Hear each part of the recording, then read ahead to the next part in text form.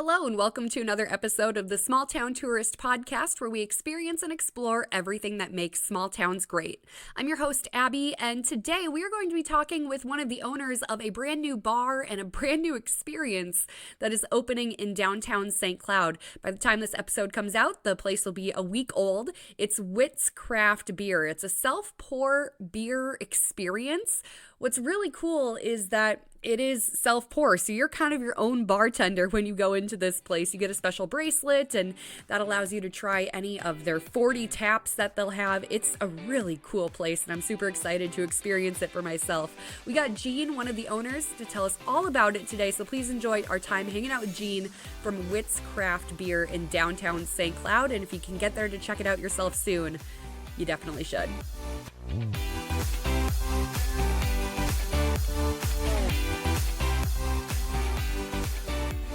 We'll start with you giving your name, where you're from, and what you do. I'm Jean Hartley, and I am co-owner of Whit's Craft, which is a self-pour tap room in St. Cloud. My husband and I live in Zimmerman, but we thought St. Cloud would be a great spot to open up this new concept.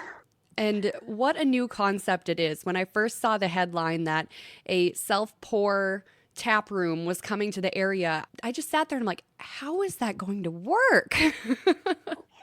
Yeah, it's really neat. I'm really excited about it, and I think a lot of people will really like it. So it's opening week for you guys, right? You're open Friday the 13th? It is. Yes, it's been quite a rush to get here, but we're excited that the day has finally come. Yeah, I can tell you a little bit about how the actual process works when someone comes in. That would be great. So they come in and we card everyone who wants to drink any alcohol, and you'll need a credit or debit card to open up a tab, but you don't necessarily need to pay with that. So first we'll slide your card, your debit card or credit card to open up that tab, and then we'll take your ID and check that and then scan that as well. And then we'll do a wristband for you that we'll activate for, initially it'll be 37 ounces worth of beer or an equivalent amount of wine that obviously has a higher alcohol content, so you don't get a whole 37 ounces of wine. But then you go up to the tap wall and you choose whether you want to do taster glasses, which will have little sets to carry those, as well as like chalkboard markers so you can write on there so you know which ones you've tasted. And then also regular size glasses, including wine glasses. And there's 40 different taps, and you can go up and decide what you want to taste test. You pay by the ounce, so you can pour as little as an ounce or less. I don't know if you'd get a good taste with less than an ounce, but you can pour as little or as much as you want. And what you do is you tap your wristband onto the little Whit's Craft logo, and the machine will light up. When it lights up green, you're good to pour. And of course, you tilt your glass and fill it as full as you'd like, and then it tells you how many ounces you have left that you can pour. Each one of the screens has a description of what's hooked up. And so you can read about the brewery, you can read about the alcohol content, you can read about like what the description of this particular beverage is. And so you can get a good idea, whether you want to try that one or not. And then after you're all done, you come back up and turn in your bracelet and close out your tab, and you can pay cash or you can still pay with that same card. And then your bracelet gets deactivated and you come back the next night and do it all again. That is so cool. I'm a huge Disney nerd, so this reminds me a lot of like the Magic Band concept of going down to a resort where you just tap your band and then you do what you need to do. And I think that's just so futuristic and so cool. Yeah, it's really exciting to be able to just do it on your own, which is because then you can pick and choose. Yeah, definitely. So how did you guys come across this concept? Well, my husband was in Florida visiting his sister, and she owns a coffee shop. And he said, let's go to a brewery. We really enjoy going to breweries around here in Minnesota. And she said, well, there's not one for like a good 35-minute drive. And in our entire relationship, 25 years together, we have talked about opening businesses repeatedly, and we've never found quite the right one that we wanted to do. We've thought of lots of different concepts and looked at a lot of them. So this, of course, got him thinking, because isn't the greatest fan of our Minnesota winters. And so he's like, oh, I could put a brewery here in Florida really close by the coffee shop. And then he started researching that and finding out how much work it really is to brew your own beer and to all the cleaning and all of that stuff that goes along with it. And in that research, then he found the company called I Pour It, which there are a couple of companies that do this concept, but I Pour It is actually a US company. And so that was really important to him. So he started talking to I Pour It. And, Minnesota is quite saturated in breweries. So this actually seemed like a really great idea to get people to try breweries from around the state that maybe aren't close to them, but yet, we could have a huge variety as opposed to, sticking with one thing like brewing our own. Yeah, exactly. I mean, because you guys, how many taps do you have lined up? I saw the picture of like the behind the scenes plumbing before you put up the walls. I'm like, oh my gosh, what are they putting in there? Yes, there's a lot. So we have 40 taps, and 3 of them will be dedicated to wine. 2 of them are dedicated to nitro beers. And if later those are not popular anymore, we'll switch over to sparkling wine or Prosecco, that kind of thing on those nitro taps. And then we'll have all the rest of them will be a variety of beer, cider, seltzer, sours, all the different kinds of, flavors of beer, sort of varieties of beer. So people can have a wide selection to choose from. Everybody should be able to find something that they like. I was just thinking that because I have a group of friends where some of us like craft beer, some of us don't. We all kind of have different palates, and this is going to be a great addition to the area because if it's between wine, nitros, craft beers, there's going to be something that everyone in the group likes. Yeah, and that's where we love the concept of also sticking to just craft beers, like you're saying, is like really focusing on Minnesota brewed beers. We'll have a few from outside the state at later times. Right now, they're all Minnesota ones. But, as we find, different breweries that we want to work with, we'll be also bringing in beer that's not necessarily from a local distributor, places that self-distribute. So we'll actually go get it and bring it to St. Cloud so that we can share that with everyone too. That's cool. So what's the journey kind of been like to decide what goes into your 40 taps? Are you guys going out and meeting with these different breweries yourselves? Is there like a distributor list you can pick from? Yeah, so we have done a couple of events over the last several months. There was one called Brewology that was down at the Science Center in Minneapolis. And I think we met with like 30 or 40 different breweries and talked to them about what we were doing. And of course, had a taste test while we were there. And then there was like the Cider Fest in St. Cloud. I think that was last month. And checked that one out. And, just, of course, we've gone to breweries ourselves. And so we just have our favorites there as well. We also had a couple of weekends where we went to the store and bought as many craft brews as we could from different places. And we had friends and their friends come over and just taste test and tell us what was good, what wasn't good. My husband and I aren't really big fans of IPAs. So it's really hard for us to gauge, well, is this a good one or not? Right. For that in particular. And so we had people who were like, that's their thing. And they came and gave us great information, and we used some of that information to come up with our original list. Of course, also with what was available from the distributors that are in our area. And so we hope to see it keep changing and have people tell us what they like and, make recommendations for us. Our staff is going to be wandering around the room the whole time, trying to get some feedback from everyone about what they like and what they don't like. Yeah, what does staffing a place like this look like? Because, you think your typical going out for a couple drinks experience, there's someone behind the bar tending it. What does it look like when it's self-serve? Yeah, so we'll have one person, of course, kind of manning the register and, checking people in and doing the bracelets or the wristbands and that kind of thing. And then we'll have someone else who's basically traveling around the room, helping clean up glasses, answering questions, and then also, monitoring the tap ball in case anyone needs help with anything and, making suggestions too. We're not like setting, I've seen it so many times now where places that don't usually ask for tips are asking for tips. And so for our tap ball, you're pouring your own beer, you're pouring your own wine. So we're not asking for tips for our employees.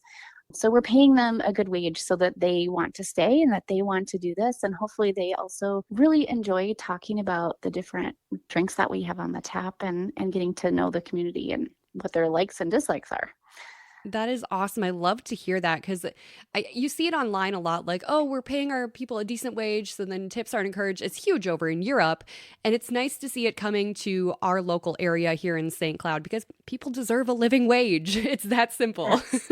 Yes. Very cool. So you guys are going into this super cool historic Whitney building. What's kind of been the remodel process like for you guys? Oh, it's been huge. Of course, when you have an old building, you have all kinds of little challenges.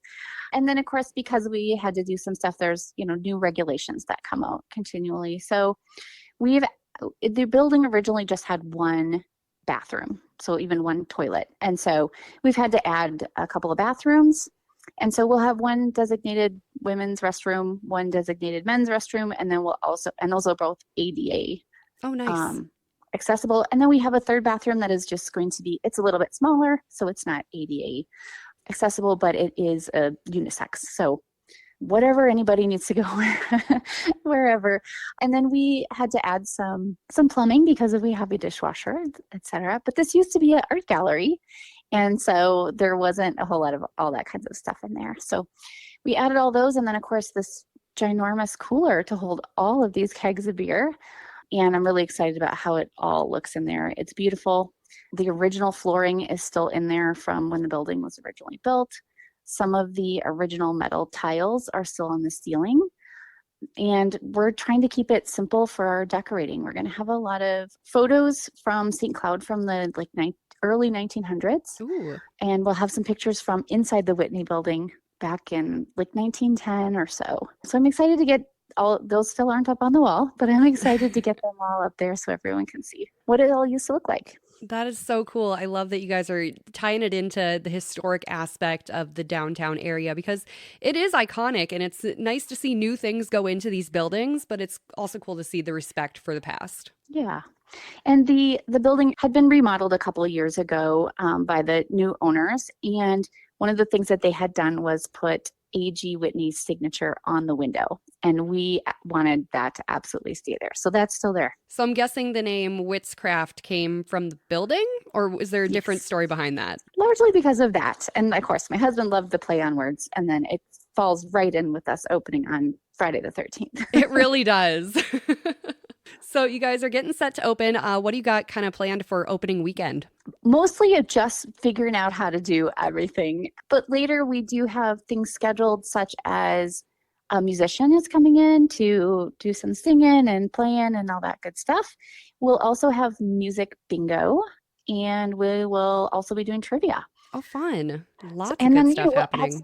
Those ones will all be kind of regular, like weekly. Each one of those will come through. And then, we'll have some other around, whenever it suits to have someone else come in, we'll do some other event, like maybe the painting and sip night kind of thing, or yoga in the morning before the tap wall opens, different things like that. Plus, we are going to do like a once a month taproom takeover. And for that, what we'll be doing is having a brewery come in and bring like 4 or 5 of their kegs of particular things that they want to talk about. We'll hook them up on the tap wall and give them, a half hour to an hour to chat with everyone that's in there and tell us all about their brewery and their process and why we should come visit them at their spot. That is so cool. Is that something that you guys are going to be offering to like places that are a little bit further to drive, or are you going to stay kind of local with that? Yeah, a little bit of all of it, right? Whoever wants to come in and show off a little bit. I love that. That's so great. I'm just so excited for this new concept to be coming to our area. I'm excited that you guys are, like I said, respecting the history of the area, but bringing some new life to downtown, which is so desperately needed. And I'm just so pumped for this. Me too. And I really appreciate the chance to talk to you and to tell everyone about it. Yeah. So if people are looking to follow your guys' journey online, where should they go? Right now we have a Facebook. It's Whit's Craft Beer. And I just started an Instagram, so it doesn't really have anything on it quite yet, but that's also Whit's Craft Beer. Okay, well, go follow it anyway. Things will be coming to it. Yes. We do have a website, and of course, our beer listing will be on Untapped as well. So if there's a particular brewery or beer that you've been looking for, I think if you're a member on Untapped, you can put in there what you're looking for and it'll pop up to alert you when we have it. Ooh, that is something cool. I've never heard of that. I'm going to have to look into that. Yeah, it's a great system. Well, anything else we kind of didn't cover in our conversation here? We are hoping to be, a family-friendly environment.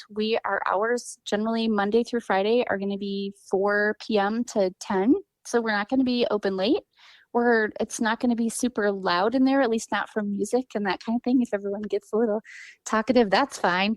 But you'll be able to talk to each other instead of yelling across the table. And it's going to be pretty bright. Like, we're not going to make it dark in there like a bar either. We're going more for that, let's have conversations and hang out with people instead of loud music and noise. I love that. The older I get, the more when I go out, I'm going out with a group of friends and I want to talk to them and I want to get caught up. I love the fact that I will be able to actually hear them. Yeah. Yeah. And we'll have board games and stuff too if people want to do that. And like chalk markers if you want to draw on the table, or if you're playing a game and want to keep score on the table, you can do that too. Oh, that's so fun. And of course, we do have non-alcoholic drinks in a cooler, as well as some snacks like pretzels and whatnot. So very cool. Well, like I said, I am just stoked for this place to open, and I will definitely be there sooner rather than later because I want to pour my own beer and I want to do the wristband thing. It just sounds like a great experience overall. Great. Thank you. Thank you so much for checking out another episode of the Small Town Tourist Podcast. Please leave a rating and a review of this podcast. It really helps out in the algorithm. If you're looking for more content from the Small Town Tourist, don't forget you can follow on Instagram at the Small Town Tourist. The blog is thesmalltowntourist.com. And if you know of something cool that you think I should check out, send me an email, Abby, ABBEY, at thesmalltowntourist.com.